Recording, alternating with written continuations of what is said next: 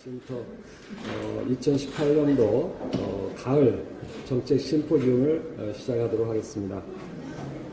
오늘은 특히 우리 경제가 지금 빠르게 하락하는 흐름을 보이고 있는데요.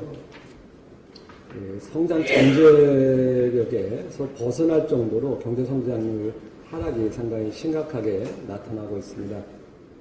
투자도 급격하게 위축이 되고 있을 뿐만 아니라 특히 우려스러운 것은 기업가들의 심리, 기업가 정신이 급격하게 위축이 되고 있습니다. 그러다 보니까 이 대한민국이 기업할 만한 곳인가 회의를 갖기 시작하고, 또 그러다 보니까 중소기업인들 간에는 대한민국에서 떠나야겠다, 차라리 다른 데 가서 사업을 다시 하는 게 낫지 않겠느냐, 그래서 사업을 처분하는 그런 현상까지도 나타나고 있습니다. 그래서 이렇게 어떻게 보면 위기감이 우리 사회에 퍼지고 있는데, 그럼에도 불구하고 아직 우리 경제의 정책은 그런 위기감을 제대로 반영을 못하고 있지 않나, 그런 생각이 듭니다. 그래서 오늘 하이에크 소사이티에서는 우리의 위기의 한국 경제에 대한 해법을 찾아보는 그런 시간을 갖도록 준비를 했습니다. 오늘 제가 발표할 주제는 서비스 무역 장벽 유형별 서비스 무역 제한 효과에 대한 연구입니다. 서비스 무역 제한 지수를 중심으로 이 질문에 연구를 진행했습니다. 우리나라는 2017년 기준으로 상품 수출은 전 세계에서 5위를 기록했습니다. 그것에 비해서 서비스 수출은 세계 15위를 기록한 상태입니다. 그리고 2017년 기준으로 했을 때 서비스 무역 적자는 글로벌 금융위기 이후에 최대 규모인 377억 달러가 되면서 2016년 대비해서 서비스 무역 적자가 대략 2배나 증가를 한 상태입니다. 그래서 이 그림의 왼쪽편의 그림에 보시는 것처럼 상품 수출에 비해서 서비스 수출 규모가 875억 달러밖에 안 되니까 전체 총 수출에서 차지하는 비중을 봐도 대략 한 13%밖에 차지하고 있지 않습니다. 다르게 얘기하면 우리나라 총 수출에서 87%가 상품 수출이고 13%만 서비스 수출에 해당하는 부분입니다. 그래서 서비스 수출 경쟁력 제고를 위해서 무엇을 해야 할 것인가, 서비스 무역 장벽 유형별로 규제 대한 조치를 개혁을 하면은 서비스 수출이 과연 증가할 것인가, 그것에 대한 영향을 분석하는 것이고, 또 그렇게 하기 위해서 아울러서 서비스 무역 장벽 정책 영역별 및 업종별로 규제 개혁의 우선순위와 규제 개혁 정도를 실증적으로 파악할 필요가 있겠습니다. 이게 좀 복잡하게 설명이 되는데 제가 자세하게 다시 한번 설명을 드리도록 하겠습니다. 간단하게 말씀드리면 서비스 수출을 증가시키기 위해서 서비스 규제를 줄이면 서비스 수출이 증가할 것인데, 그리고 기존 연구도 그렇게 돼 있는데 좀 더 깊이 있게 들어가면 도대체 어느 정책 영역에서 어떤 업종을 대상으로 어떻게 우선순위를 가지고 어느 정도 규제를 개혁을 해야지 서비스 수출이 증가할 것인가에 대한 좀 심층적인 연구를 할 필요가 있는데, 기존 연구는 그런 부분까지 들어가지 못한 부분이 있습니다. 그래서 저는 OECD에서 제시하고 있는 서비스 무역 제한 지수, STRI라는 지수가 최근에 2014년, 15년, 16년, 17년 4년간의 패널 자료로 44개국에 대해서 이용이 가능하게 되어서 그 서비스 무역 제한 지수를 객관적 지표로 사용을 해서 서비스 무역 장벽을 실행하고 있는 정책 영역별로 규제를 개혁하면 서비스 수출에 어떤 영향을 미치는지 파악하고자 하고, 그리고 그렇게 효과를 높이기 위해서 만약에 정책 위반자라면 그 답안은 알겠는데 규제를 줄이면 서비스 수출이 증가하는 것을 알겠는데 서비스 규제 중에 어느 부분을 어떤 정책 영역과 어떤 업종을 우선순위를 두고 어느 정도 강도 있게 해야 될 것인가를 파악하기 위해서 필요한 계량 분석 방법을 파악하는 것이 또 제 본 연구의 연구 목적이기도 합니다. 그래서 기존 연구와 본 연구의 차별성에 대해서 말씀을 드리도록 하겠습니다. 기존 연구는 개별 서비스 장벽들의 가중평균값을 이용했습니다.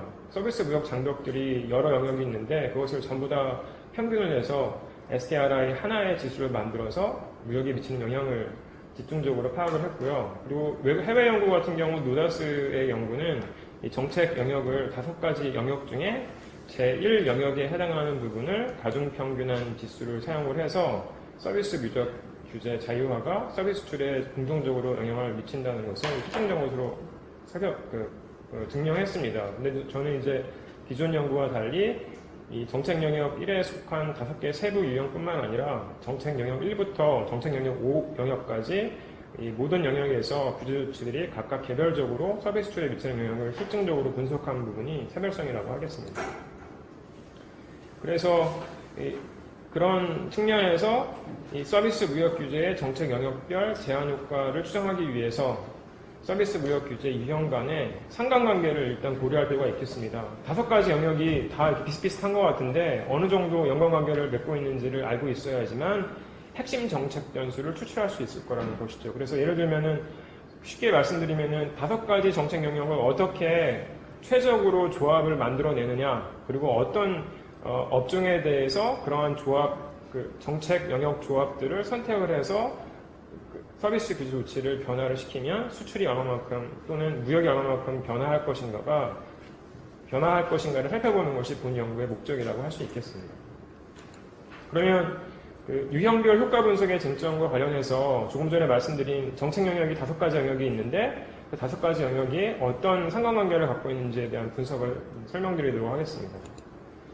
본 연구에서 제일 중요한 것이 지금까지 제가 이렇게 추상적으로만 정책 영역이라고만 말씀을 드렸는데 굉장히 복잡하게 잘 이해하기 위해서 우선 이제 이해해야 될 것이, 그렇다면 서비스 무역 제한 지수가 무엇인가에 대한 이해가 필요한데요. 서비스 무역 제한 지수는 OECD가 30개 회원국가 10개의 신흥국가를 중심으로 22개의 업종에서 5개 대상 분야별로 1만 6천여 개의 법령과 규정을 분석을 해서 서비스 무역 규제의 정도를 0에서 1의 값으로 정량화한 지수입니다. 그럼 그 1만 6천여 개의 법령 및 규정을 분석한 것이 이렇게 먼저 정책 영역 1을 보시면 크게 5가지 하위 유형이 있는데, 정책 영역 1은 서비스 무역 개방의 특성에 따라서 하위 정책 유형을 시장 진입을 제한하는 규제, 인적 이동을 제한하는 규제, 기타 차별적 조치를 제한하는 규제, 또는 경쟁 장벽과 관련된 것, 규제 투명성과 관련된 것, 이렇게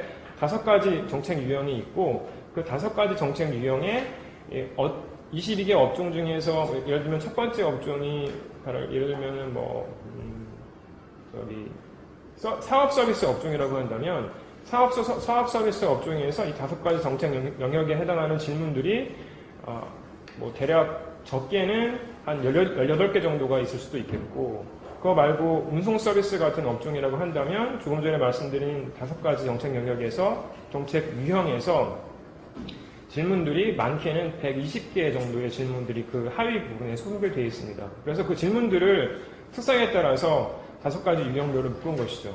그래서 그것이 이제 그렇게 묶어있는 규제 조치들이 어디서부터 온 것이냐면 1만 6천여 개의 법령 및 규정을 분석해서 질문을 만든 것이라고 할 수 있겠습니다. 그리고 이렇게 만든 5가지 이 정책 유형에 속하는 것들을 다시 5가지 정책 유형, 첫 번째 정책 영역에서 5가지 유형에 속하는 것들을 서비스를 공급하는 특성이, 첫 번째 서비스는 상품 공급과 달리 물론 상품 공급처럼 국경을 넘어서 이렇게 상품을 팔듯이 문화 콘텐츠 같은 것은 직접 팔고 사고 할 수 있는 것이 서비스 수출이라고 하는데, 그런 형태의 공급 모드를 공급 모드 1이라고 하고, 공급 모드 2는 직접 소비자가 해외에 가서 여행 서비스처럼 서비스를 구매하는 경우고, 모드 3는 해외 현지에 현지 법인을 설립을 해서 서비스를 제공하는 경우고, 서비스 모드 4는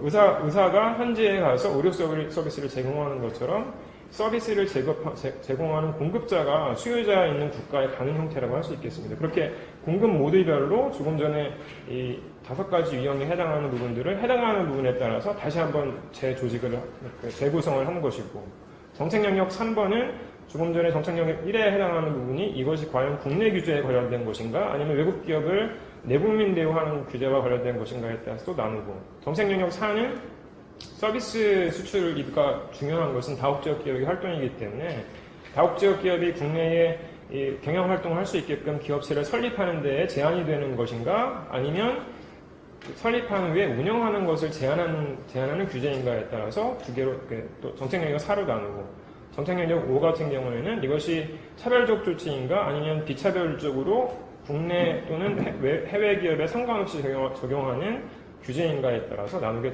되겠습니다. 이렇게 크게 5가지 정책 영역에서 하위, 정책 영역 1에는 5가지 유형이 있고, 2에는 4가지 유형, 3에는 2가지 유형, 4에는 2가지 유형, 5에는 2가지 유형. 그래서 총 5개 정책 영역에 15개 유형들을 갖고 있습니다.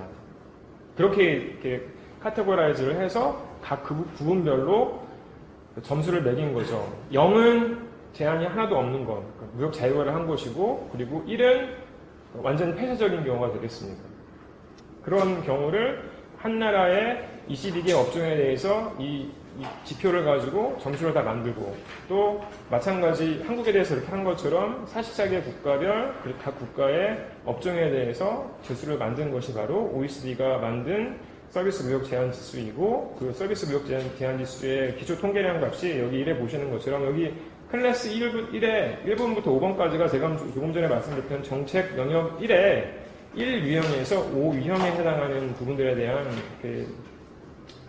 기초 통계량이고요. 그리고 클래스 2는 조금 전에 말씀드린 정책 영역 2에 해당하는 서비스 공급 모드와 관련된 유형별로 데이터를 보여주는 것이고, 3은 이 국내 규제인가 아니면 외국 규제인가, 4는 다국적 기업의 설립과 현지 활동에 관련된 것, 그리고 5는 이것이 차별적인가 비차별적인 조치인가에 대한 부분으로 이렇게 자료를 제공하고 있고, 2014년에서 27년까지의 패널 자료를 이용해서 분석을 했습니다.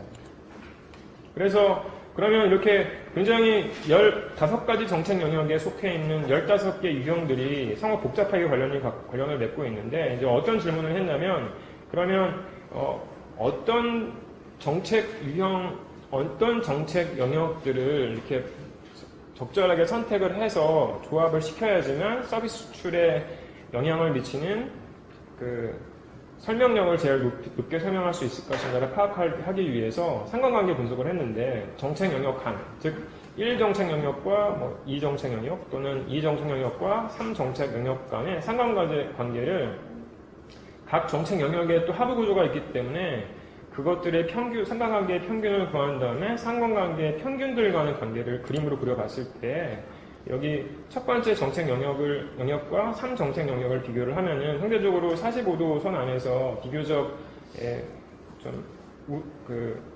정의 상관관계를 확인할 수 있는데, 똑같은 관계를 클래스 1과 3, 즉 여기서 서비스 무역 개방과 관련된 것과, 그리고 3번에 해당했던 부분은 아까 설명드렸던 이 국내외 규제에 관련된 부분을 설명한 부분 대신에 이 클래스 2인 서비스 공급 모드와 그리고 국내외 규제에 관련된 부분들을 똑같은 기준으로 그림을 그려봤을 때 이게 훨씬 더 많이 퍼져 있는 것을 볼 수 있고, 그 말은 정책 영역 2의 경우에는 정책 영역 1이 다른 정책 영역과 상관관계를 갖고 있는 것보다 훨씬 더 상관관계가 낮다는 것을 확인할 수 있었습니다. 다시 얘기하면은 이 정책 영역 2와 3을 조합할 경우에 서비스 수출에 미치는 서로 독립적으로 설명할 부분들을 적절하게 설명할 가능성이 많아진다는 거죠.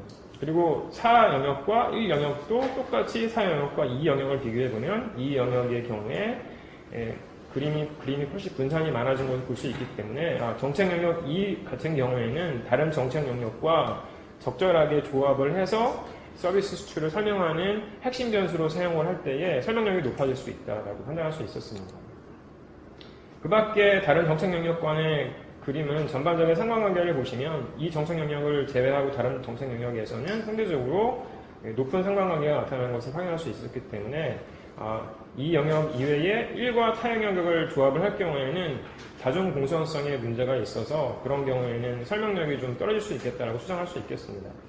그리고 동일한 방법을 업종을 기준으로 살펴봤을 때 22개 업종 중에서 상대적으로 통신과 금융, 그리고 항공운송과 해상운송 서비스 업종에서 상관관계가 낮기 때문에 이러한 업종들을 기준으로 살펴볼 때에는 정책 영역의 조합을 사용할 때 설명력이 더 높아질 수 있겠다고 추론할 수 있겠습니다. 다음으로 실증 분석을 말씀드리겠습니다. 아주 전통적인 중량 모형을 사용을 했고요. 그래서 수출을 설명하는 요소로서 수출 국가의 생산과 수입 국가의 수입 상품에 대한 지출 능력과 그리고 T는 무역 비용에 해당하는 것과 그리고 이 양자간 교역뿐만 아니라 교역 상대국이 다자간 무역 저항에 따라서 영향을 받는 부분들을 다 고려를 했을 때에 이 관심이 있는 무역 비용과 그리고 수출의 관계에 대해서 실증 분석을 했습니다. 그래서 여기 이 변수에서 그 무역 비용에 관련된 부분에서 STRI인 서비스 무역 제한 지수를 사용을 했고 그 밖에 무역 비용인 국가 간의 거리라든지 육로 접경 여부를 갖고 있는가, 공통된 언어를 사용하는 것인가, 아니면 식민지 관계를 갖고 있는 것인가, 1945년 이후에 공통된 식민지 국가에 의해서 식민화가 됐는가, 아니면 양자간 교역이 자유무역 협정을 맺고 있는가, FTA와 같은, 그리고 그 나라의 그 경제 규모와 수입국의 경제 규모를 다 고려했을 때의 실증 분석 모형을 사용을 했습니다. 그리고 그 실증 분석 전략 방법은 조금 서두에 말씀드렸던 것과 같이 어떻게 그 정책 영역별 STRI 변수를 핵심 변수로 조합할 경우에 서비스 수출에 대한 설명력이 높아질 것인가를 파악하기 위한 방법으로 실증 분석 전략을 세웠고, 추정 방법은 페어널 OLS 추정 방법과 최근 중량 모형을 설명하는 호화성 가성 최대 우도 추정법을 사용을 해서 적용을 했습니다. 그리고 특정 분야는 말씀드렸던 상관관계가 작은 업종들을 대상으로 또 인과관계를 추정을 했습니다. 그리고 자료에 대해서 간단하게 말씀을 드리면 수출입 자료는 그 OECD의 국제수지표에 나와 있는 2010년 이후에 40개 교육 대상국에 대한 수출입 자료와 설명드렸던 서비스 무역 제한 지수를 병합을 해서 자료를 만들었고, 그 자료, 이 왼쪽에 나와 있는 22개 업종이 서비스 무역 제한 지수에 해당하는 업종들을 말하는 겁니다. 뭐, 법률이라든지 회계, 건축 서비스 등등이 있고, 오른쪽에 나와 있는 기준은 국제수지표에서 서비스 수출입을 분류하는 기준인데, 이 두 개를 이렇게 연관을 시켜서 자료를 만들었고, 그 자료에 사용되어 있는 변수들의 기초 통계량은 여기 제시한 바와 같습니다. 그래서 실증 분석 결과를 말씀을 드리면, 먼저 서비스 유형별로 서비스 무역 제한의 서비스 수출 효과를 봤을 때, 먼저 제일 처음에 이 표에서 보고자 했던 것은 정책 영역 1 영역에, 즉 서비스 무역 개방과 관련된 영역에서의 5가지 하위라고 할 수 있는 클래스 1은 두 국가 간의 시장 진입 제한이 있는가, 클래스 2는 인적 이동의 제한이 있는가, 그리고 클래스 3 유형은 차별적 조치가 있는가, 4는 경쟁 장벽의 제한이 있는가, 또는 5는 규제 투명성의 제한이 있는가에 대한 부분들을 각각 하나씩 기존 연구와 달리, 기존 연구는 여기 컬럼 7에 나와 있는 것과 같이 이 5개를 전부 다 가중평균한 하나의 값을 통제를 했는데, 이 표에 보시는 것처럼 제가 Y나 분석 변수와 설명 변수를 모두 다 로그 변수를 해서 통제를 했기 때문에 탄력성과 유사한 개념을 이해할 수 있는데, SARI가 1% 증가하면 서비스 수출은 1.8% 감소하는 것으로, 그리고 그것이 그 수출국이나 수입국이나 마찬가지 측면에서 부의 인과관계를 확인할 수 있었는데, 그것을 업종별로 하위 업종으로 나누면 모든 업종에서 항상 그러한 부의 인과관계가 나타나는 것이 아니고, 상대적으로 그림에 보시는 것처럼 4정책 영역과 4정책 유형과 5정책 유형, 즉 경쟁 장벽을 제거하는 것과, 그리고 5정책 유형에서 규제 투명성을 높이는 측면으로 규제 개혁을 추진할 때에 서비스 수출에 미치는 영향이 현미도가 높은 것으로 나타났습니다. 시간이 많이 지나가서 제가 간단하게 결론 부분으로 말씀을 드리겠습니다. 예. 나머지 부분들은 다 같은 맥락으로 생각할 수 있고요. 그리고 한 가지 제가 더 말씀드리고 싶은 것은 강건성 측면에서 저희 이제 설명 변수를 서비스 수출 말고 서비스 순수출을 이용해서도 한번 해보고, 그리고 서비스 무역 규모를 가지고 했을 때에도 서비스 규제에 대한 규제가 완화될 경우에 순수출이 증가하고 또 서비스 무역 규모가 증가하는 것으로 나타났습니다. 결론을 말씀드리면 이 두 가지는 앞에 말씀드렸던 바와 같음으로 넘어가고 실증 분석 한 부분을 요약해서 말씀을 드리면 서비스 무역 제한이 완화될수록 서비스 수출이 증가한 것으로 나타났는데 다만 서비스 무역 장벽 유형을 모두 다 동시에 고려했을 때에는 서비스 무역 규제 제한 조치 중에서 중점적으로 규제 개혁을 실행할 부분은 모든 부분이 아니라 경쟁 장벽 철폐와 그리고 차별적 조치, 규제 투명성 유형 부분인 것으로 나타났고 또 순수출에 영향을 미치는 그 서비스 무역 규제의 경우에는 그 차별적 조치 그리고 경쟁 장벽, 규제 투명성을 개선할 경우에 순수출을 증가해서 우리나라 같은 경우에 무역 수지 적자 해소에 기여할 수 있다고 할 수 있겠고 또 서비스 수출입 규모를 증가시키는 부분에 영향을 미치는 규제 영역은 인적 이동 제한과 그리고 사 영역인 경쟁 장벽, 규제 투명성 부분인 것으로 나타났습니다. 네, 이상으로 나머지 부분은 참고하시면 되겠습니다. 발표를 마치도록 하겠습니다. 예. 우리 상품 교육과 같은 효과가 있겠죠. 그러니까 STRI를 낮추면 여러 가지 이제 무역의 이익 효과도 커질 것이고 또 이제 여러 가지 이제 그 교육량도 증가할 것이겠습니다. 그런 이제 우리가 예측을 할 수가 있겠는데 이제 뭐 연구하신 결과에 대해서 연구 대상을 가지고 얘기하는 건 좀 문제가 있겠습니다만은 이제 지금 최남석 교수님께서 STRI하고 서비스 무역의 관계를 이제 보셨는데 서비스가 상당히 자체로도 중요하지만 또 이제 상품, 매니팩처링에도 굉장히 중요한 영향을 미치기 때문에 STRI하고 상품 무역의 관계 또 분석하면 더 좋았지 않았을까, 더 다양한 정책 사성을 유도할 수 있었지 않았을까 하는 생각을 해봅니다. 그리고 이제 서비스 교역하고 STRI와의 관계도 이제 수출만 보셨는데 뭐 서비스 무역 수지라든지 또 서비스 산업 내 무역 관계하고 보셔도 좋을 것 같아요. 또 이제 만약에 상품 무역과 관련해서 STRI 효과를 보신다 그러면 물론 산업을 다 이제 세분해서 할 수는 없겠지만 뭐 자본재, 소비재 이런 크게 대분류해서 볼 수도 있겠고요. 특히 이제 서비스가 이제 보통 중간재로 투입이 많이 되는데 또는 이제 서비스가 이게 매니팩처링하고 연계가 되는 인터페이스가 있기 때문에 거기에 이제 많이 해당되는 그런 산업을 중심으로 또 보시는 것도 좋을 것 같아요. 특히 이제 제조업이 이제 서비스를 제공하는 경우가 많이 있습니다. 우리 뭐 쉽게 얘기해서 가전제품을 사더라도 AS 같은 걸 제조업체가 하기 때문에 서비스하고 제조업하고 이렇게 분류가 이렇게 엄격하게 된다기 어려울 때가 많이 있어요.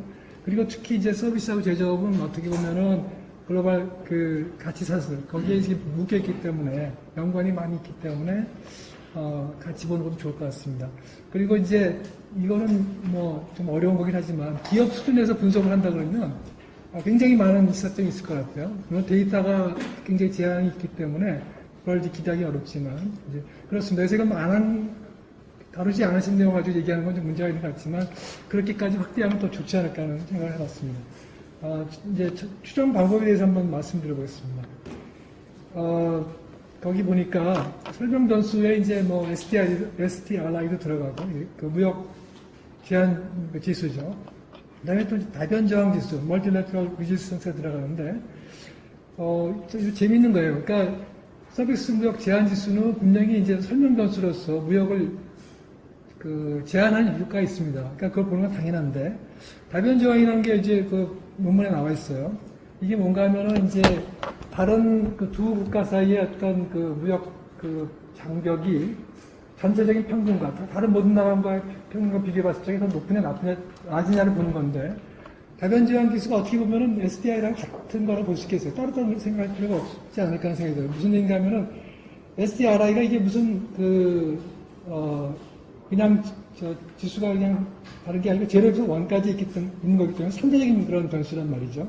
그러니까 상대적으로 평균과 비교해봤을 적에 두 나라 사이의 STRI가 높으냐 낮으냐 알 수 있기 때문에 이거 자체가 다변 저항의 어떤 특성을 포함하고 있지 않나 이런 생각이 들어요. 그래서 그건 한번 생각해 볼 문제가 아닌가 싶습니다. 설명 변수에 있어서 STRI를 다변 저항과 어떻게 연결시킬 수 있는가 하는 거. 두 번째 통제 변수에 보면 여러 가지 집어넣으셨는데 다국적 기업 서비스가 말이죠.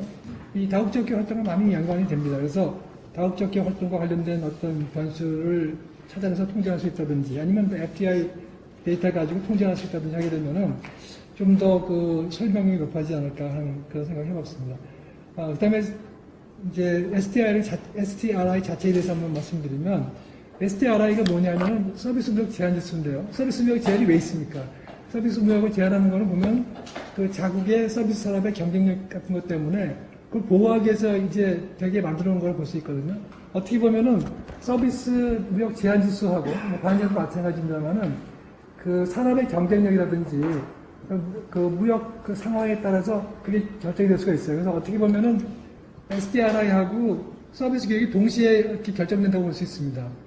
다시 말하면 내생성 문제가 있다는 것이죠. 그래서 SDRI가 그냥 외생적으로 어떻게 결정되는 게 아니고 분명히 그 교육 상황에 따라서 서비스 교육 상황에 따라서 이제 어떤 나라는 어떤 그 업종에 대해서 높은 SDR을 가지고 있고 무역 제한을 하고 있고 또 자신 있는 분야는 낮춰서 낮은 그 정도는 유지하고 있고 그렇기 때문에 SDRI가 이제 그냥 외생 변수로 보기 어렵다. 다시 말하면 그 설명 변수로서 어떤 내생성을 갖고 있기 때문에 그걸 어떻게 해결해야 된단 말이죠.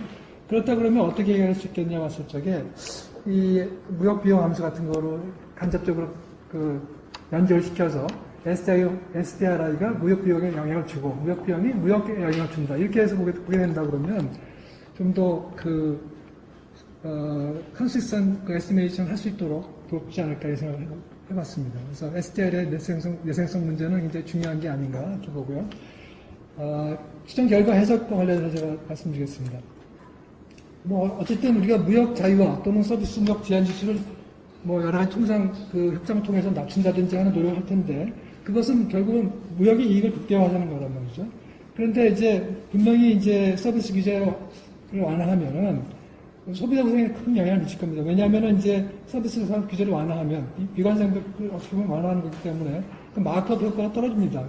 다시 말하면 프라이스 코스트 마진이 떨어지게 되고요. 당연히 가격 하락으로 연결되기 때문에 소비자생을 상승을 시킨단 말이죠. 그러니까 우리가 서비스 무역 그 제한을 낮추는 것이 정당화 될 수 있는 이유가 소비자 구성과 연결되기 때문에 것이고 또 그 다음에 이제 규제 투명성 완화를 하게 되면은 또 그다음에 절차 관찰하게 되면은 기업의 이제 비용 자금 효과가 분명히 나오기 때문에 그것도 역시 이제 무역의 이익을 확대하는 데 쓰일 거란 말이죠. 또 그 다음에 개방을 하게 되면은 경쟁 통해서 경쟁력이 강화되는 그런 효과가 분명히 있기 때문에 생산자 경쟁력 강화 효과가 있을 겁니다. 그리고 특히 이제 이 그 서비스 무역의 이익이 중요한 거는 그 SDRI가 그 어떤 데 큰 영향을 미치는가 하면 중소기업 같은데, 그죠? SME에 큰 영향을 미치기 때문에 대기업은 어떻게 보면은 그 혜택을 많이 안 본단 말이죠. 그런 면에서 이제 굉장히 중요한 거고 또 그 다음에 이제 무역비용 효과가 이제 SDRI가 분명히 무역비용에 영향을 미칩니다. 높을 수밖에 없는데 뭐 가변 비용은 당연히 높아지겠죠. 그렇지만 또 한 가지 뭐가 있냐면은 고정비용에도 영향을 미쳐요. 고정비용이 뭐냐면은 기업이 서비스 산업에 들어올 건가 말 건가를 결정하는 어떤 픽스 코스트, 그죠?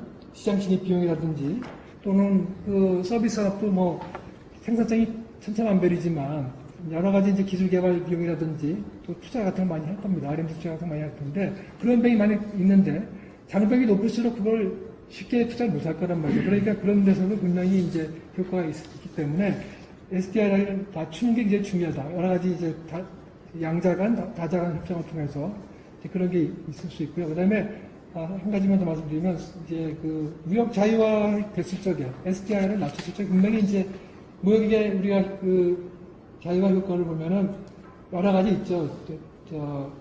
애그리게이트한 어떤 그 웰페어 이펙트가 물론 있지만 이제 디스트리뷰션 이펙트 분명히 있습니다. 소득 분배 효과가 있는데 그러니까 비교우위를 갖고 있는 쪽에 그 자유화는 비교우위가 있는 그 분야에 집중적으로 투입된 생산 요소의 그 소득이 증가하는 거고 스토퍼 서비스 영리가 분명히 얘기해주고 있는데 이 우리 서비스 산업도 굉장히 많단 말이죠. 그 안에 보면 어떤 산업은 노동집약적인 것도 있을 수 있고 업종이요. 또 자본집약적인 업종도 있을 수 있고 그런데 그게 자유화를 했을 적에 분명히 명암이 다를 거예요. 우리나라가 만약에 노동집약적인 서비스 산업 쪽에 비교가 있는데 자유화하면은 그건 분명히 이익을 얻을 겁니다. 그렇지만 자본집약적인 그 서비스 산업 쪽은 분명히 네거티브 이펙트를 받을 거예요.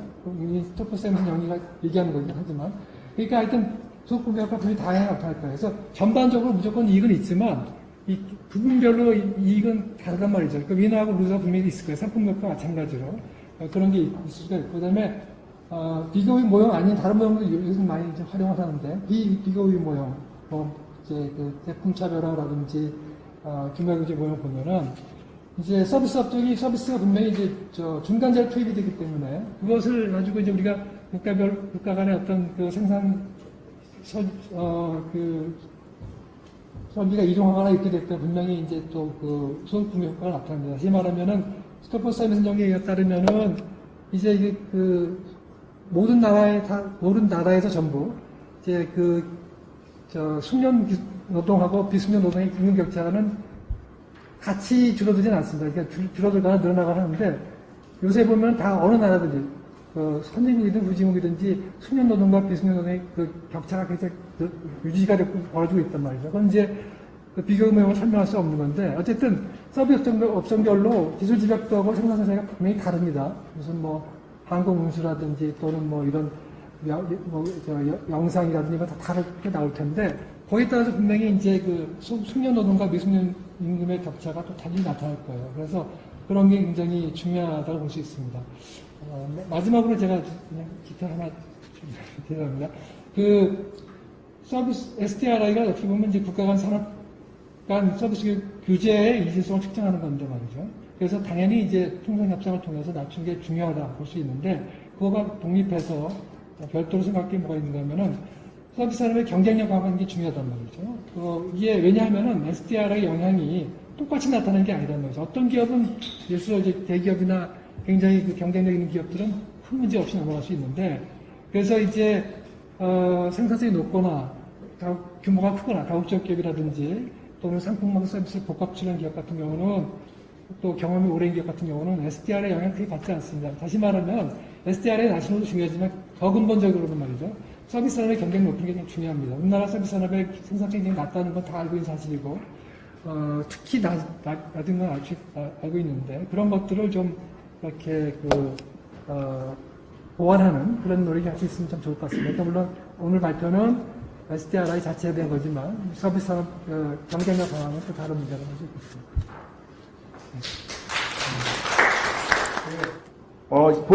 이 그림은 많이들 보셨겠지만 지금 4차 산업혁명 그래가지고 전 세계적으로 특히 한국에서도 굉장히 많은 정보에서 드라이브를 걸고 있는 그런 내용이고요.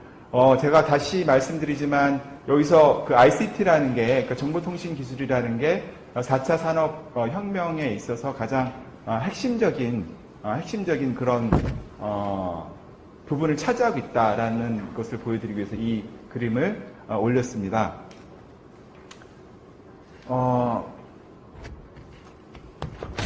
ICT 산업의 경쟁력과 관련해가지고 사실 앞에서 발표하신 그 최남석 교수님도 사실은 많이 연구를 하고 계셨었고요. 저도 이제 같이 근무할 때 이런 부분에 대해서 많이 기존 문헌들을 검토를 했었고, 그리고 ICT 산업의 어떤 구체적인 규제에 대해서도 특히 이제 경제학이 아닌 법학에서도 많이들 다루고 있습니다. 근데 제가 사실 구체적인 규제라는 게 법으로 표현되기 때문에 그거에 대해서 일일이 다 자세히 여기서 소개해드리기도 어렵고 제가 그만큼 알지도 못하지만 다만 제가 여기서 핵심을 가지고 보여드렸던 거는 과연 그러한 ICT 관련 규제가 실제 정말로 우리나라의 국가 경쟁력 여기서 구체적으로 제가 IMD의 경쟁력 기술을 사용하고 여러 가지 대리변을 사용했지만 그러한 거하고 관련성이 있는지를 점검해 보는 게 본 발표의 핵심입니다. 사실 이 보고서는 2년 전에 한국경제연구원에 근무할 때 보고서 일부 내용을 발췌한 것입니다. 그때는 이제 이거 외에도 구체적으로 법과 관련된 사례도 이렇게 많이 기술을 했었고 본 발표에서는 그걸 바탕으로 해서 최근에 관련된 내용들을 보다 업데이트해서 다시 재구성했습니다. 보시는 바와 같이 이미 많이들 아시겠지만 우리가 4차 산업과 관련된 여기 4차 산업혁명과 관련돼 가지고는 ICT 기술이 융복합됐다. 그래가지고 독일이라든지 일본, 중국, 미국 흔히 말하는 제조 강국들이 이러한 부분에 있어서 굉장히 국가 중심적으로 혹은 기업 산업 전체적으로 역동성 있게 진행되고 있다라는 게 지금의 현황인 거고 아마 이 부분들에 대해서는 자세히 아실 것이라고 생각합니다.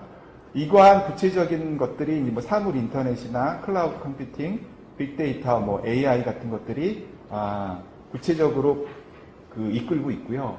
그래서 전반적으로 아시겠지만 우리나라 빅데이터 ICT 산업에 대한 그 평가는 지금까지 굉장히 좋은 편이었고 그리고 기업적으로도 볼 때 뭐 구글이나 아마존 같은 이런 기업 외에도 국내 제조 뭐 삼성전자라든지 기타 네이버 이런 국내 IT 기업 혹은 제조기업들도 여러 가지 지표를 통해서 확인할 수도 있지만 글로벌 경쟁력이 있다라고 평가되고 있습니다. 특히 뭐 많이들 언급되는 부분 중에 하나가 우리나라가 뭐 인터넷 보급률이라든지 아니면 뭐 스마트폰 사용이라든지 그러한 부분 즉 ICT의 활용도 측면에서 굉장히 다른 국가들에 비해서 앞서가고 있다라고 평가를 받고 있습니다. 그런데 그 좀 아쉬운 부분은 뭐냐면은 우리가 이러한 하드웨어적인 성장은 굉장히 하드웨어적인 성장은 굉장히 빠른데 그에 비해서 하드웨어를 성장을 가능하게 하는 소프트웨어 즉 ICT 관련된 어떤 여러 가지 법이나 규제들이 실질적으로는 ICT 발전에 어떤 발전에 저해하는 요인을 작용하고 있다라는 게 선행연구에서 많이들 지적하고 있는 상황입니다. 제가 지금 잠깐 혼동스러웠던 부분은 이제 제 슬라이드가 준비했던 거하고 제가 다른 걸 갖고 오는 바람에 그랬고요. 제가 본 논문에서 구체적으로 보이고자 하는 거는 우리나라 ICT 경쟁력을 평가하는 그러한 발표하는 기관들이 여러 개가 있는데 그 중에서도 세계경제포럼에서 최근에 2년 전에 발표했습니다. 네트워크 준비지수라고 해서 이게 다른 기관에서 발표했던 것보다 굉장히 시계열적으로도 지속적으로 해오고 있고 지수의 경고성이라고 할까요? 지수를 구성하는 하위 지표도 굉장히 많이 있기 때문에 이 부분을 제가 실증 분석에 사용하고 이 부분에서 나타난 자료들을 현황으로서 설명을 드리고 있습니다. 그래서 여기 보시는 것처럼 죄송한데 2016년인데 ICT 활용도나 영향력 관점에서 굉장히 높은 수준에 있지만 ICT 준비도라든지 어떤 제도 환경적 요인에서는 낮은 순위를 나타내고 있다는 게 우리나라 한국의 ICT 현황의 특징이라고 볼 수 있겠습니다. ICT 많이 아시겠지만 이 그림 먼저 보여드리겠습니다. 여기 보시겠지만 저희가 결국에는 4차 산업혁명의 핵심이라고 할 수 있는 IoT, 빅데이터, AI라는 것들이 결국에는 IoT 센서 네트워크를 통해 가지고 데이터를 확보하는 게 되게 중요한 거고요. 그 데이터가 확보되어 가지고 큰 빅데이터를 형성했었을 때 이 빅데이터가 AI를 통해서 구체적으로 어떤 로봇이라든지 자동화 공정 혹은 뭐 드론이라든지 아니면 완전 자율주행차 등 이렇게 활용될 수 있는 기본적인 것들은 데이터라는 거고 그 데이터라는 거는 기본적으로 그 데이터를 어떻게 볼 것이냐 그 데이터를 어떻게 수집하고 어떻게 전파하고 어떻게 가공하고 어떻게 활용할 것이냐에 대해서 ICT의 관련 법의 핵심 중에 하나라고 볼 수 있겠습니다. 그래서 여기서 보여드리는 여러 가지 이슈가 있지만 그 가운데서도 본 발표에서는 이러한 정보 보호의 문제를 어떻게 우리가 다룰 것이냐.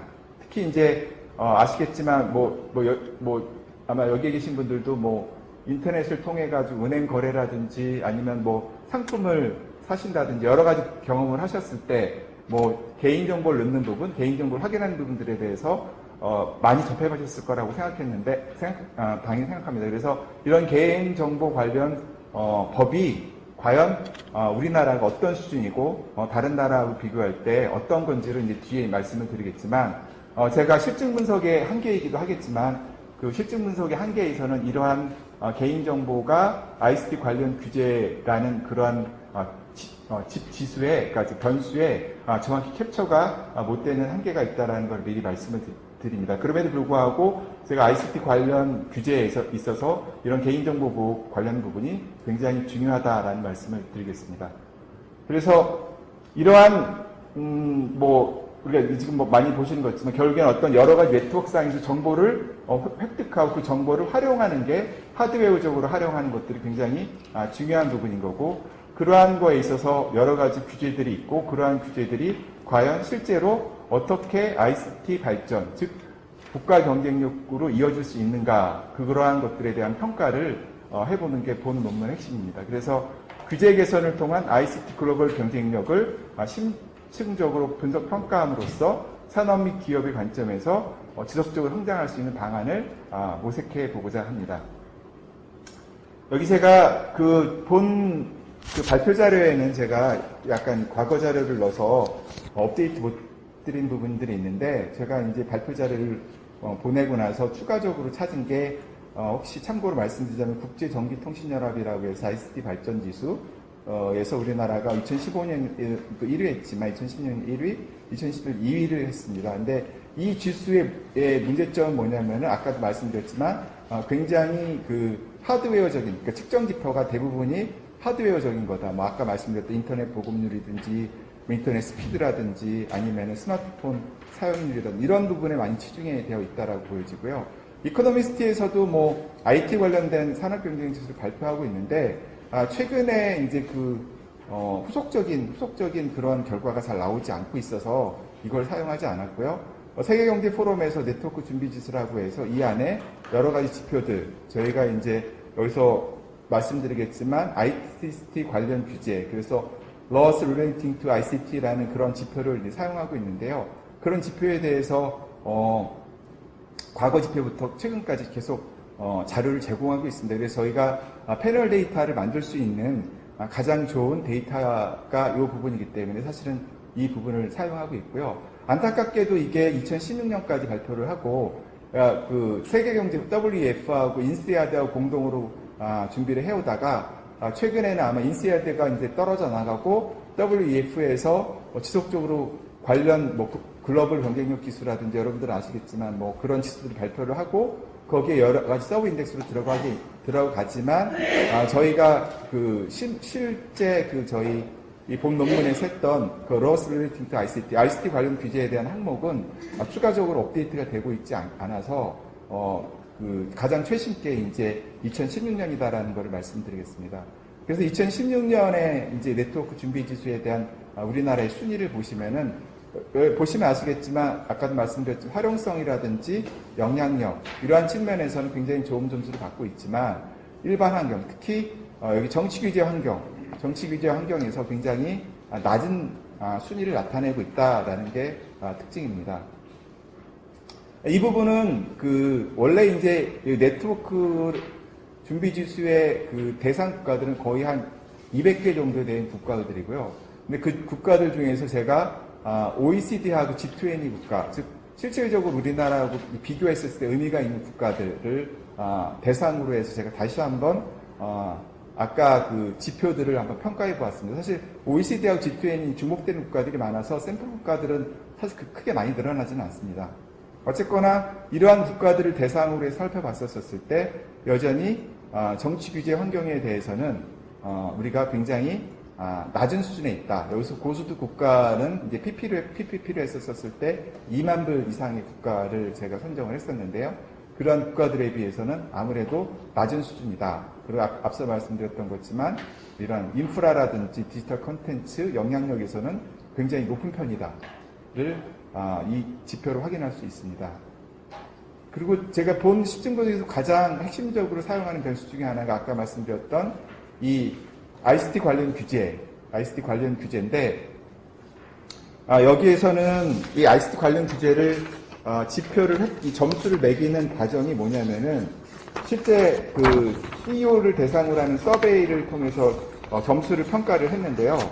ICT 관련 규제에 대해서 이커머스, 디지털 시그네이처, 소비자 보호 등과 관련된 설문조사, 즉 기업 CEO들을 대상으로 해가지고 이러한 부분에 대해서 질문을 하고 거기에 대한 주관적 평가를 반영하는 한계가 있습니다. 그렇지만 이제 우리 일반인이 아니라 ICT 기업 CEO들을 대상으로 하고 있기 때문에 그래도 그 영향도가 좀 크다라고 볼 수 있겠습니다.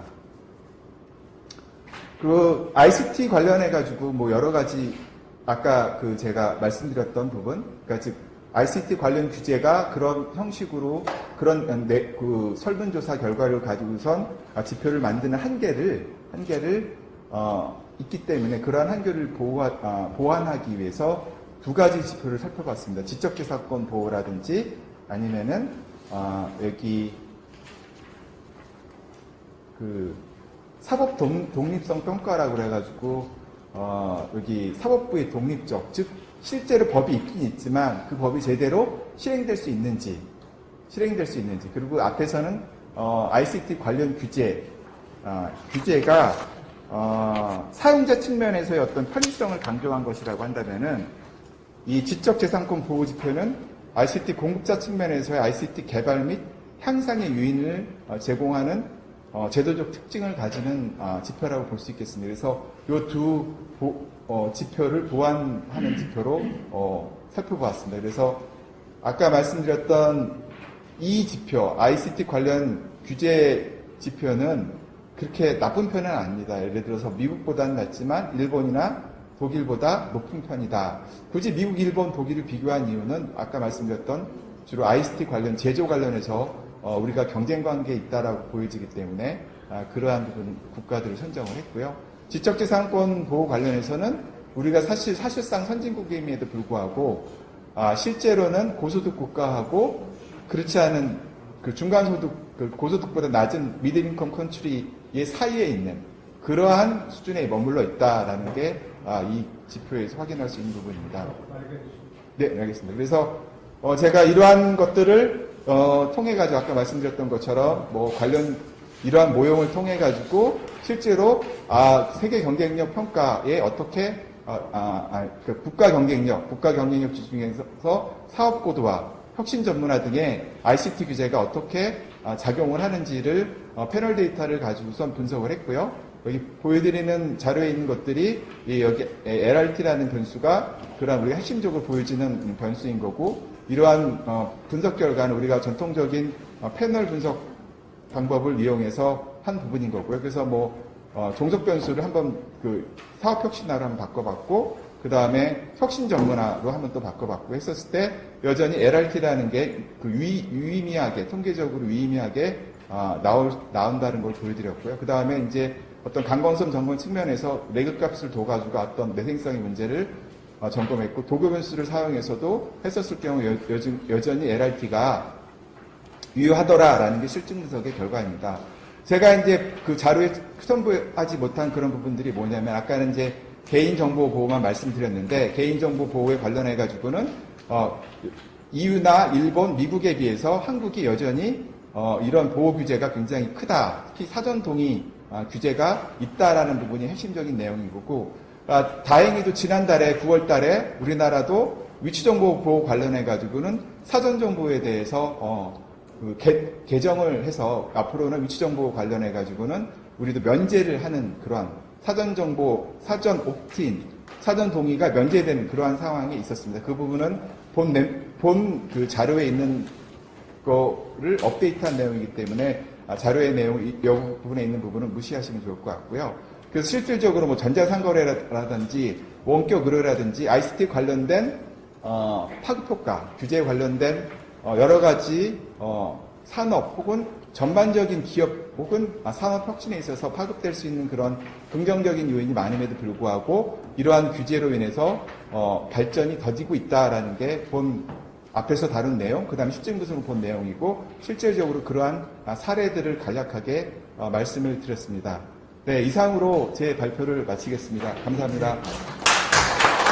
한편으로는 정책을 하는 사람들한테 뭔가 메시지를 무엇을 할 것인지에 대한 뭘 또 안 하면 좋을지에 대한 메시지를 준다는 측면에서는 이제 이게 아까도 발표하면서도 말씀하셨지만 이게 이제 추상적인 걸 갖다 인덱스화해서 그것도 애그리기 데이터들을 이렇게 묶어갖고 그걸 어떤 게 있는지 이렇게 다루다 보니까 세밀하게 조금씩 분류를 한다 하더라도 그런 걸 얻기에는 조금 어려움이 있었던 것 같습니다. 예를 들어서 여기에 사법 독립성이라는 그런 것도 나오던데 그걸 듣는 순간 제일 먼저 떠오르는 거는 히그스라고 그래갖고 HIGGS 그 사람이 위짐 언서턴티라 그래가지고 루즈벨트 당시에 루즈벨트 대통령이 살아있을 동안은 기업가들이 투자를 하기를 꺼렸는데 그 이유가 어떤 규제나 뭐가 툭 튀어나와서 이게 또 투자했다가 말하자면 투자를 할 이유가 없었던 걸 하는 격이 되지 않기 위해서 한편으로는 저희 루즈벨트 사후에 그것들이 잘 정리되고 난 다음에 오히려 투자가 제대로 됐다는 이야기를 쓰고 있습니다. 그래서 그런 의미에서 사법부 독립성이라는 것도 굉장히 의미 있는 중요한 것 같은데, 그리고 또 지금 현재 우리 시점에서도 기업들이 어떤 종류의 예컨대 최저임금 문제나 그런 것들이 어떤 식으로 올라갈지, 그런 것도 사실은 일종의 기업 환경의 불확실성인데 넓은 의미로 봐서 그런 것도 규제를 당하느냐 안 당하느냐는 문제도 좀 관련이 있는 것 같습니다. 그래서 아무튼 무엇을 해야 될 것인가 이런 걸 다루는 부분에서는 조금 어려움이 있다. 이 자체, 그러니까 우리 김영신 박사님이 특별히 발표의 문제에서 하기보다는 다루는 성격상 그런 걸 하기가 어려운 부분이 있는 것 같다는 말씀을 좀 드리고 싶고, 그런 점에서 사실은 제가 좀 시간이 되시면 나중에 중국보다도 오히려 우리가 사법 독립성이 낮다고 했을 때 그걸 어떤 걸 가지고 얘기를 한 건지, 점수를 어떻게 매겼길래, 중국 같으면 누구죠?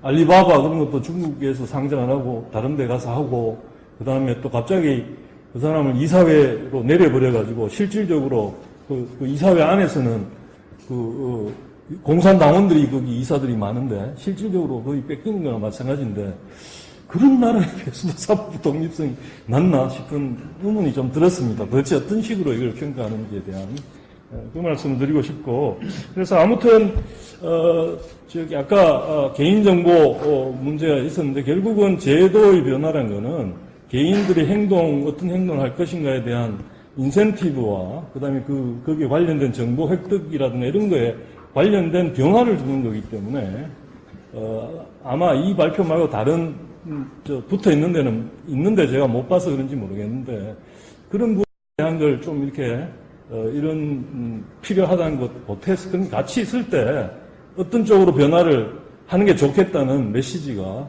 더욱 뚜렷해지지 않을까, 그런 생각이 들었습니다. 제가 한편으로는 너무 어려운 주문일 수도 있지만 후속 연구로 그런 쪽이 조금 더 나오거나 아니면 있으면 좀 적극적으로 알리는 활동을 좀 해주시기를 부탁드립니다. 이상입니다. 저는 사실은 10월 그러니까 9월 말부터 10월 6일까지 몽텔레인 소사이티 2018년 모임이 스페인 영토 카나리아 근처에 시작했던 거기 갔다 왔습니다. 그래서 6일 동안에 거기 있으면서 거기에서 지금 이제 최근에 현재 지금 그쪽 동네에서 하고 있는 일들이 뭔가, 관심 주제가 뭔가, 이제 그거를 좀 공부를 하고 왔습니다. 그래서 이따가 시간이, 식사 시간이든지 그때 잠깐 말씀을 드리기로 하고, 우선 표 교수님 먼저 시작을 해 주시죠. 네. 두 분이 다 굉장히 사실은 중요한 이슈, 특히 4차 산업혁명에 앞서가지고 한 분은 이제 서비스 무역 장벽 유형별로 서비스 무역 제한 효과가 어떻게 영향을 미치느냐 하는 것에 대해서 연구를 하셨고, 최남석 교수님, 그리고 또 김영신 교수님은 정보통신기술규제와 국가경쟁력을 다루셨는데, 다 시의적절하고 또 비교적 상세하게 논문을 작성을 해주셨다고 생각을 합니다. 첫 번째 최남석 교수님 발표한 것은 제가 보기에는 좀 우리 경제학계에 많이 알려지지 않은 그런 이슈인데 사실은 굉장히 중요한 이슈라고 생각을 합니다. 그래서 잘 지적을 해주시고 또 실정 분석도 어려운 결과인데 잘 발표를 해주셨는데, 다만 제가 거기 여러 FTA 관련, 예를 들자면 FTA가 서비스 수출에 미치는 효과는 매우 작고, FTA로 인해 상품 수출 확대와 서비스 수출 간의 상쇄 현상이 나타난 것으로 추론된다고만 적시를 하고 계신데, 사실은 그 실증 분석 결과의 첫 번째 표나 두 번째 표를 보시면은, 다른 모든 국가들과의 FTA 변수가 서비스 수출에 미치는 효과는 전부 플러스로 보고가 되고 있고요. 또 유의미한 것으로 보고가 되고 있습니다. 모형 3을 제외하고는요. 두 번째 표에서도 FTA 변수는 모형 1과 모형 2에서 전부 서비스 수출을 증대시키는 것으로 나타났기 때문에 위에서 그 추론하신 것이 어떠한 실증 분석의 근거에서 추론을 하신 것인지 하는 것이 좀 불분명한 것 같습니다. 그래서 최 교수님이 그걸 좀 보다 좀 명료하게 실증 분석 결과를 재해석해 주실 필요가 있지 않은가, 그렇게 생각을 하고 있습니다. 두 번째, 김영신 교수 논문은 아주 중요한 이슈를 여러 지표를 이용해서 분석하고 발표를 해주셨는데요. 그 결론도 대체적으로 저도 동의하는 그런 결론입니다. 다만 그 위치정보 사업 허가 신고제에 대한 완화라든가 국제전자상거래 시장 확대 및 전자지급 결제업자 등록 관련 해외 기업과의 역차별 규제를 폐지할 필요가 있다고 할 때는 지금 현재 운용 실태를 좀 상세하게 분석하셔서 그러한 주장이 더 설득력을 갖도록 해주셔야 될 것 같습니다. 대부분의 우리들은 위치정보사업 허가 신고제가 어떻게 운영이 되고 있는지, 어떠한 애로사항이 있는지,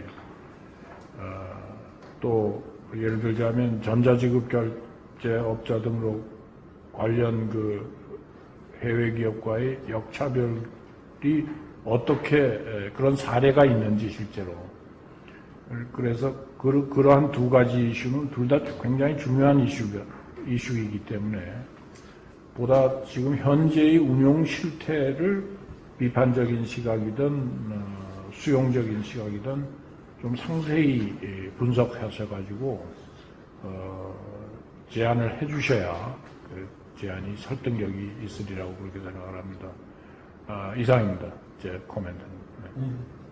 제가 우리 최남석 교수님하고 김영신 교수님이 발표한 그 주제에 대한 것을 떠나서 일반적으로 우리 지금 한국에 처해져 있는 상황에 대한 그런 관점에서 제가 문제에 접근을 해봤습니다. 그리고 종합토론에 좀 많은 분들에게 또 같은 어떤 토론이 어떤 활발하게 이루어질 수 있도록 그런 어떤 의미에서 제가 내용을 적어봤습니다. 저는 제가 이 종합토론자로서 제가 좀 부탁을 받고 그 제목이 핵심과 규제의 개혁이 답이다 하는 이런 이제 테마를 갖고 이 주제를 이제 선정을 해서 여기에 제가 생각을 한 것이 제가 여기에 적혀져 있는 내용들입니다. 그래서 저는 지금 우리 현재 한국 상황에 비춰봐서 여러 가지 어떤 이 자유주의자들이라고 하는 분들이 생각하고 하는 것들이 좀 많은 것들이 있을 것 같다는 생각이에요. 그래서 그 전체를 어떻게 이렇게 다 다루기는 쉽지 않은데, 그래서 이 제목, 주제에 맞게 맞춰서 제가 적어본 첫 번째는 우리가 자꾸만 이 기업인 핵심, 역량을 자꾸 혁신을 자꾸만 이야기하는데, 사실 미제스도 그리 이야기했고, 라스바드도 그리 이야기했고, 기업의 근본적인 그 역량은 혁신보다도 모방에서부터 먼저 나온다. 그건 우리가 이렇게 이 혁신을 이야기할 때 항상 우리 머릿속에 대기업이라든지 큰 어떤 업체, 사업자들을 생각하기 쉬운데, 그러나 뭐 중소업체들도 많을 거고 자영업자들도 많을 거고 이 모든 것이 기업인데 그래서 우리가 이렇게 핵심에 대한 문제를 다루기 이전에 우리가 보다 더 근본적으로 이 모방을 잘 할 수 있고 탐색을 잘 할 수 있는 그런 어떤 환경 조성이 먼저 갖춰져야 되지 않겠나 하는 것이 저희 기본 생각입니다.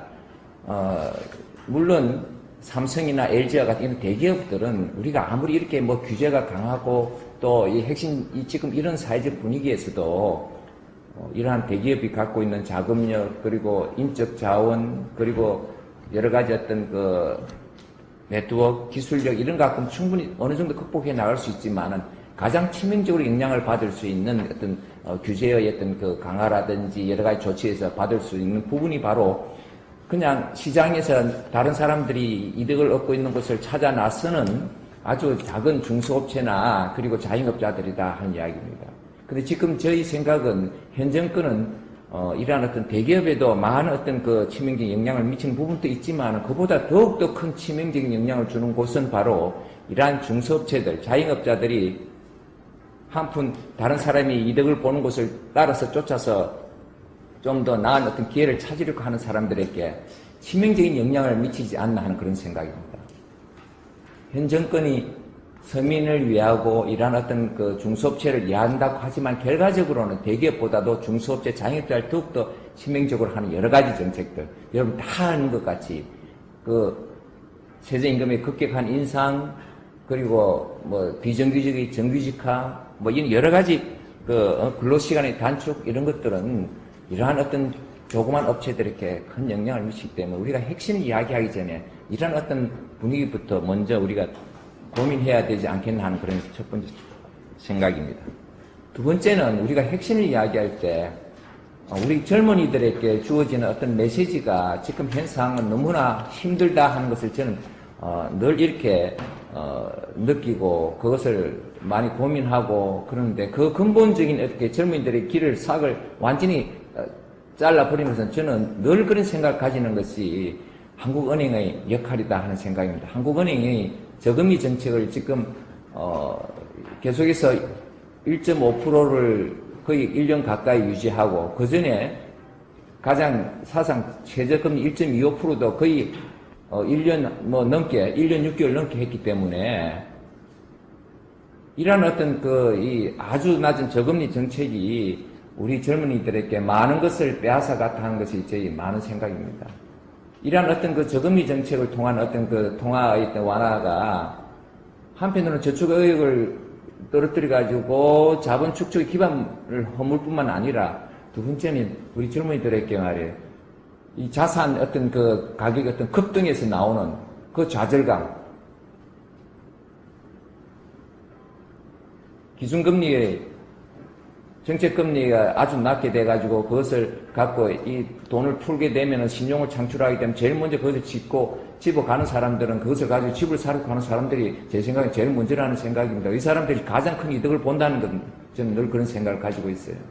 그래서 여기 우리 학생들도 여기 와 있고 그렇지만은 이 학생들이 지금 쳐다보고 있는 집값을 생각하고 자기가 받을 월급을 생각하면은 도저히 거기서 어떤 내가 꿈을 꾸고 그리고 결혼을 하고 자식을 놓고 뭐 어떻게 생각하고 하는 것이 그 자리에서 포기의 단계로 들어가지 않겠나 하는 것이 제일 걱정입니다. 그러면서 한국이라는 사회가 점차 이렇게 시대를 가지 않겠나 하는 것이 제 생각이기 때문에 한국은행 통화정책은 저는 이 여러 가지 어떤 그 어설픈 어떤 케인지안적인 사고에서 부양을 위해서 이렇게 하고 있지만 그 뿌리채 우리 이 근간을 흔들어 놓고 있지 않겠나 합니다.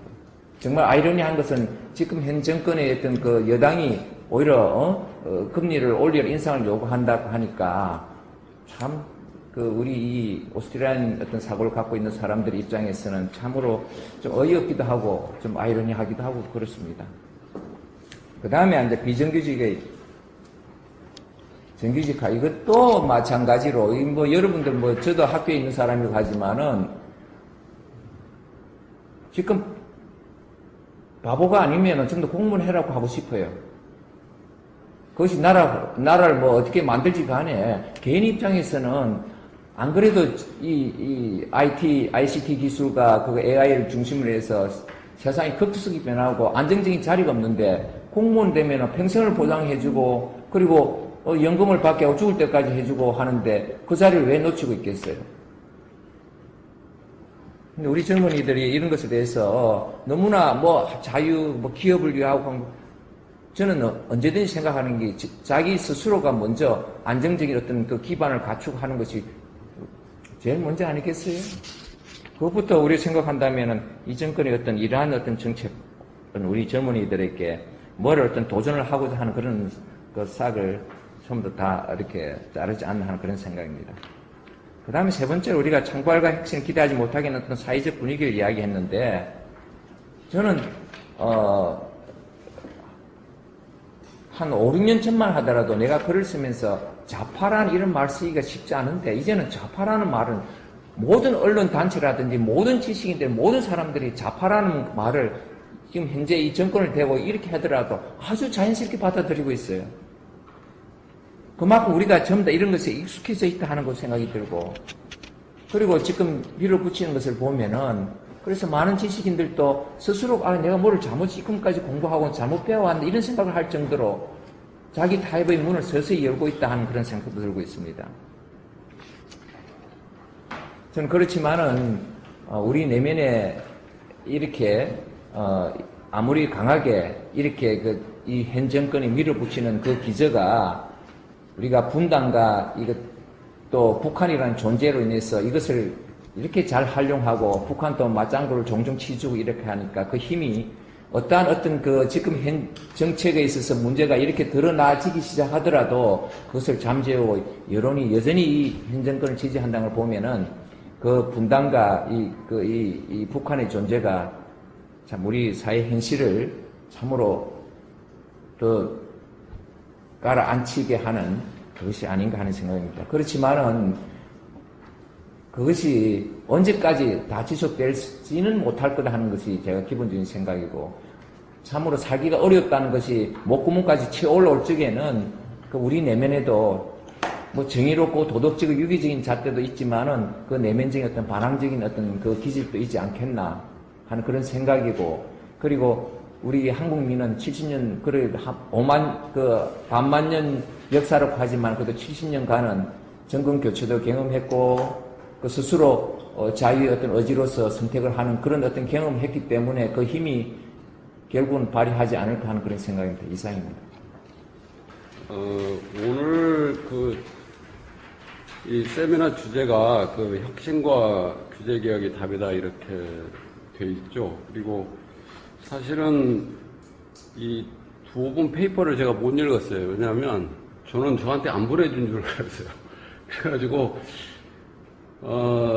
조금 전에 제가 체크해보니까 제가 메일 체크를 안 해가지고 이 발제문을 제가 못 읽었습니다. 그래서 제 나름대로 그래서 그거 못 읽고 그 전체 혁신과 규제개혁이 답이다 이런 쪽으로 해서 제가 좀 말씀을 드릴 걸 준비를 해왔습니다. 그래서 거기에 대해서 좀 말씀을 드리도록 하겠습니다. 뭐 앞에서 그 배진영 교수님께서 대부분 뭐 현재 상황이라든가 그리고 그 현재 정책에 대해서 정부 정책에 대해서 많은 얘기를 해주셨고 거기에 대해서 저도 뭐 거의 같은 생각입니다. 근데 이제 제가 생각하는 것은 그럼에도 불구하고 아까 뭐 배진영 교수께서도 말씀을 하셨지만 그럼에도 불구하고 많은 사람이 고통을 겪고 경제가 계속 쇠퇴하고 꼬꾸라지고 있는데도 지지율이 높다. 계속 퀘스천 마크예요, 저는. 이게 왜 그러는지. 그래서 최근에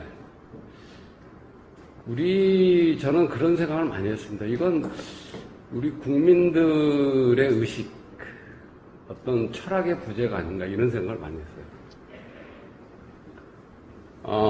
제가 그래서 우연히 최근에 어떤 책을 읽었냐면 이 책을 그래서 가져왔어요. 그 학교에서 가르쳐 주지 않는 일본사라고 그래가지고 신상무. 그래서 이걸 읽고 상당히 충격을 많이 받았습니다.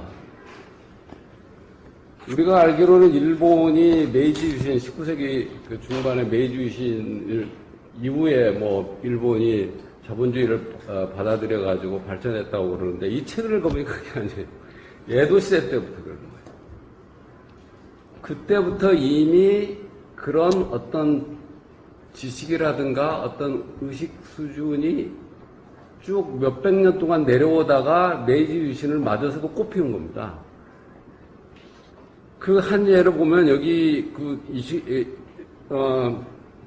이시다 바이간이라는 사람이 있어요. 이 사람이 누구냐면 아주 가난한 그 농가에서 자라는 분인데 그러다가 이 우연히 이제 에도의 그 포목점의 점원부터 시작을 해가지고 나중에 거대한 포목점상의 이제 대표가 되는 나이가 이제 42살에 이렇게 되는 사람인데 그리고 나서 나중에 이제 은퇴하고 고향에 내려가서 뭘 하느냐 쉽게 얘기하면 시장경제 원리를 가르치는 거예요.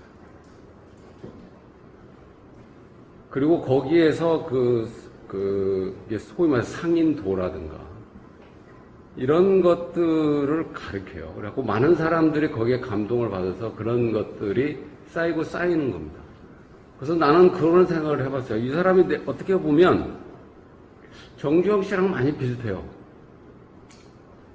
근데 우리나라 기업인들 중에 과연 그런 사람이 있었나라는 걸 좀 생각을 해봤어요.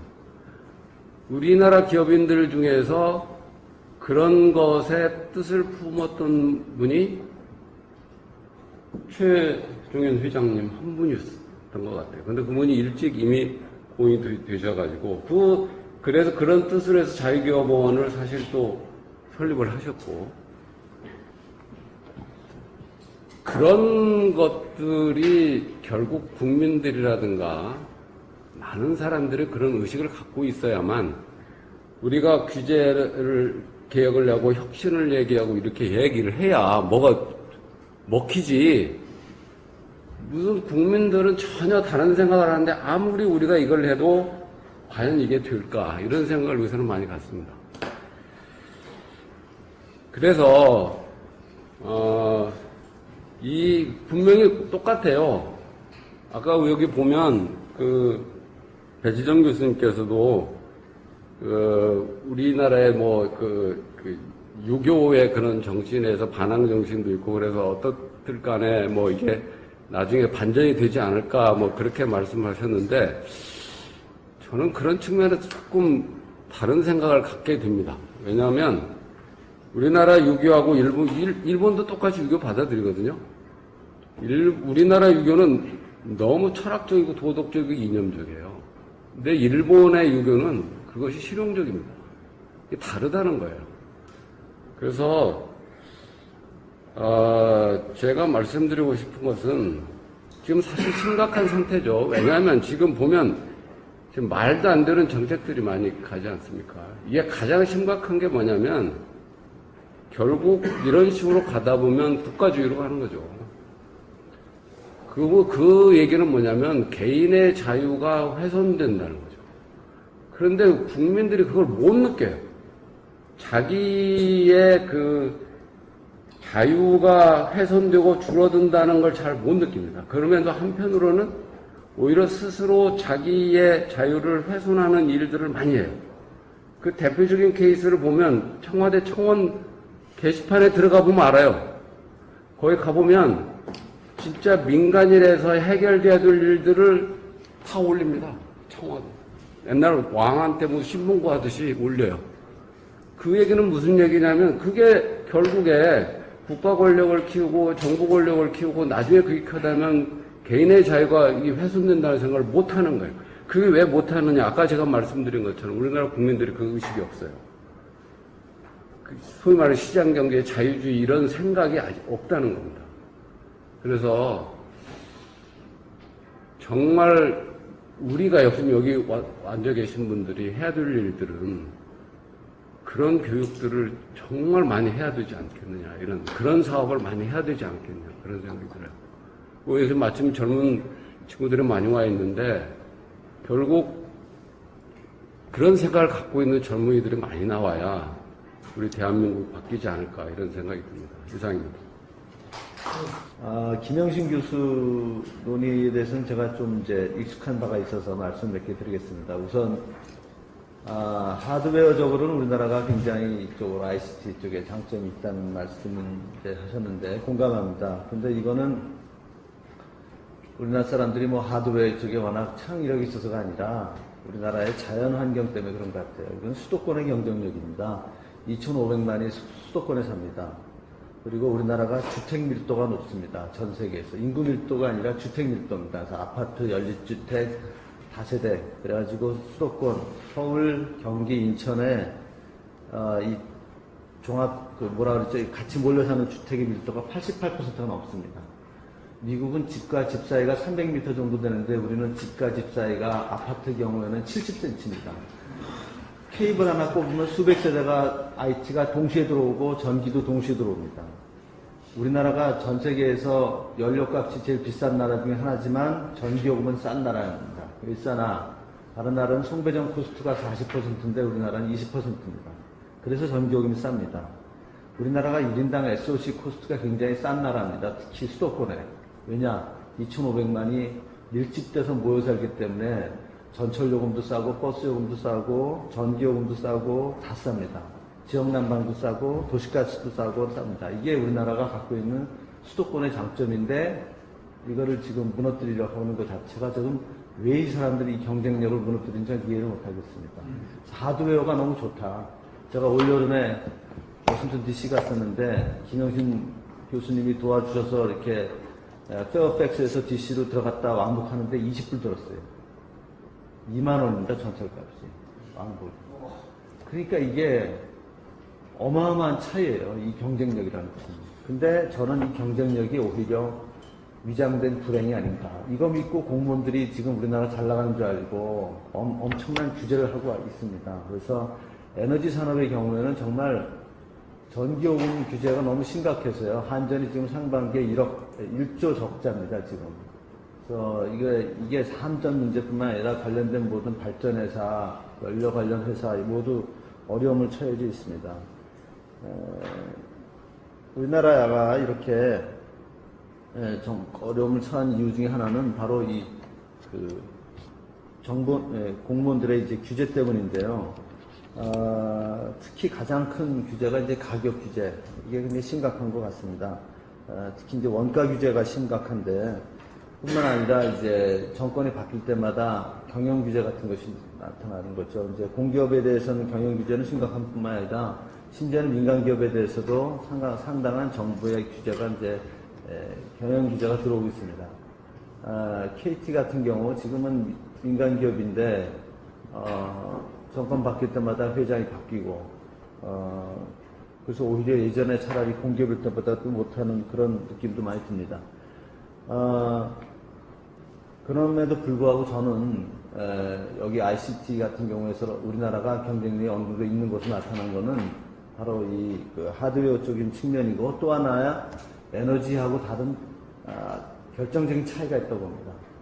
정보통신산업의 경우에 어느 나라나 다 민영화되고 경쟁이 도입됐습니다. 그 가장 큰 이유는 제가 보기에는 에너지 산업의 가장 큰 차이는 에너지 산업 쪽에서의 경쟁력 향상은 업스트림에서 왔습니다. 그러니까 산업의 상류 쪽에서 왔습니다.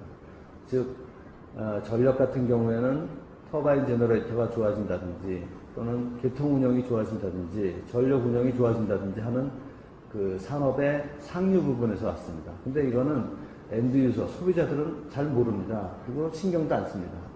근데 정보통신 쪽에서는 경쟁력 향상 또 그리고 그 신기술 같은 것이 어느 쪽에서 도입됐냐면 바로 여러분들이 다 갖고 계시는 이 휴대전화라든지 삐삐라든지 PC라든지 노트북이라든지 인터넷이라든지 이쪽이었습니다. 그래서 소비자들한테 굉장히 민감한 쪽에서 기술 개혁이 왔기 때문에 폴리티컬 프레셔가 굉장히 클 수밖에 없습니다. 그래서 폴리티컬 프레셔가 크기 때문에 민영화라든지 경쟁력이 된 것 같습니다. 그런 의미에서 저는 그 김영신 박사의 논의를 어떻게 받아보고 있냐면요. 에너지 쪽에서도 전력이라든지 똑같은 네트워크 산업 쪽에서도 사실은 규제 개혁이 어느 쪽에서 와야 되냐면은 판매 쪽에서 와야 된다고 봅니다. 예를 들어서 전력산업이 예전에는 지금 발전 쪽을 분리했는데 제가 또 그쪽에 상당히 많이 관여를 했었는데 지금 후회가 막급입니다. 차라리 판매를 분할했어야 된다는 생각이죠. 왜 그러느냐? 판매를 분할하게 되면은 소비자에 대해서 어필하는 바가 굉장히 큽니다. 일례로 지금 서울시에서 둔촌동의 주공아파트 단지를 재개발하고 있습니다. 어마어마하게 큰 단지인데 둔촌동 주공아파트 단지를 재개발했을 때 어느 전력 판매 사업자가 지금은 한전이 독점입니다만 만약에 판매가 자유화됐다면 어느 판매 사업자가 재개발 사업자한테 와가지고 당신들이 우리 전기를 사준다면 킬로와트아워당 5원을 깎아주겠습니다 하면은 그게 아파트 분양 광고에 나올 겁니다. 그리고 그 분양 광고가 나오는 순간 옆 아파트 단지의 분여회는 술렁이게 될 겁니다. 우리나라 사람들은 배고픈 건 참아도 배 아픈 건 못 참습니다. 옆 아파트 단지는 킬로와트아워당 5원이 싼데 우리는 뭐 하는 거냐 그러면서 다발적으로 전국에서 난리가 날 거고 그거는 폴리티컬 프레시로 연결이 될 거고 전력산업은 하루아침에 경쟁도입이 될 겁니다. 바로 그래서 저는 민영화하고 경쟁도입은 판매 쪽에서 와야 된다. 이런 거를 깨달았습니다. 정리를 이제 두 가지 레슨을 하나 말씀을 드리겠습니다. 규제가 말씀하신 대로 가장 본질적인 원인입니다. 미국 워싱턴 DC에 제퍼슨 메모리얼에 어떤 관장이 새로 왔습니다. 새로 와서 봤더니 제퍼슨 메모리얼의 대리석이 막 갈라진 거예요. 그래서 이 대리석이 왜 갈라졌냐 하고 물어봤더니 아주머니들이 청소할 때 세제를 센 걸 쓴다고 그러더라고요. 그럼 청소할 때 세제를 센 거 쓰지 말라고 얘기를 했더니 청소부 아줌마들이 안 된다. 센 걸 쓸 수밖에 없다. 왜 그러느냐? 비둘기들이 하도 와서 배설물을 싸기 때문에 그렇다. 그러면 한 달 동안 비둘기 오지 말게 쫓았습니다. 아무리 쫓아도 비둘기가 와요. 그럼 비둘기가 왜 이렇게 오느냐 물어봤더니 그렇게 거미가 많답니다. 제퍼슨 메모리얼에. 그래서 한 달 동안 또 거미를 다 쳤어요. 키 큰 사람 불러다가 사다다리 갖다다가 거미줄 다 쳤는데도 불구하고 계속 거미가 오는 거예요. 그럼 왜 이렇게 거미가 오느냐 물어봤더니 저녁마다 그렇게 나방이 몰려오는 겁니다. 그래서 이 나방을 못 오게 또 한 달 동안 했는데도 아무리 해도 안 오는 거예요.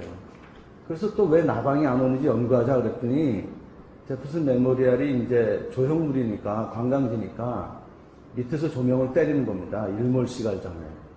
근데 일몰 시각 전에 밑에서 조명을 때리니까 나방이 몰려드는 거예요.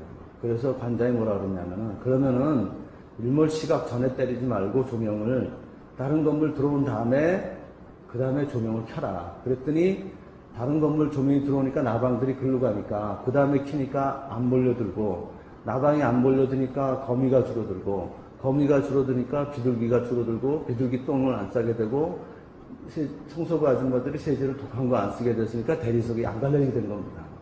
근데 우리나라 공무원들은 아마 비둘기 쫓다가 그치지 않을까. 예? 거미라든지 나방이라든지 조명까지 생각 못하고 그냥 맡은 일에 대해서 그러니까 비둘기 많이 쫓게 되면 공무원 수도 늘어나게 되고 정부도 커지게 되고 아마 일자리도 많이 늘어나게 될 겁니다. 예, 마지막으로 정리 하나 더 하겠습니다. 정부가 너무 커지고 있습니다. 정부가 너무 커지는 이유는 말씀하신 대로 저는 공무원의 특권의식이 너무 커지고 있다. 그래서 또 내부자들의 특권의식이 커지고 있다. 노조 같은 사람들의. 그래서 여러분들 최근에 학생들이 많이 좌절을 겪는 것이 노조 같은 데서 이제 공기업 세습 고용을 하고 그런 거거든요. 그래서 제가 생각나는 구절이 있습니다. 1945년 좌파 소설가이긴 하지만 이 사람이 쓴 러시아, 소련을 비판하면서 쓴 유명한 소설이 바로 조지 오웰의 애니멀 팜입니다. 애니멀 팜에 나오는 가장 유명한 문장이 이겁니다. 동물들이 특히 이제 돼지, 나폴레옹하고 스노우볼 중심으로 혁명을 일으켰거든요. 사람을 내쫓고 자기들끼리 하다 보니까 특권의식이 생겼습니다. 그래서 나온 말이 뭐냐면은 All animals are equal, but some are more equal than others. 모든 동물은 동등하다. 그러나 어떤 동물은 다른 동물보다 더 동등하다. 이러는 자기들이 무슨 말 하는지도 모르고 셀프 컨트롤트리한 말을 내뱉는 이런 사회에서 과연 자유경쟁과 시장이 도입될 수 있는지 참 안타까운 마음입니다. 마치겠습니다.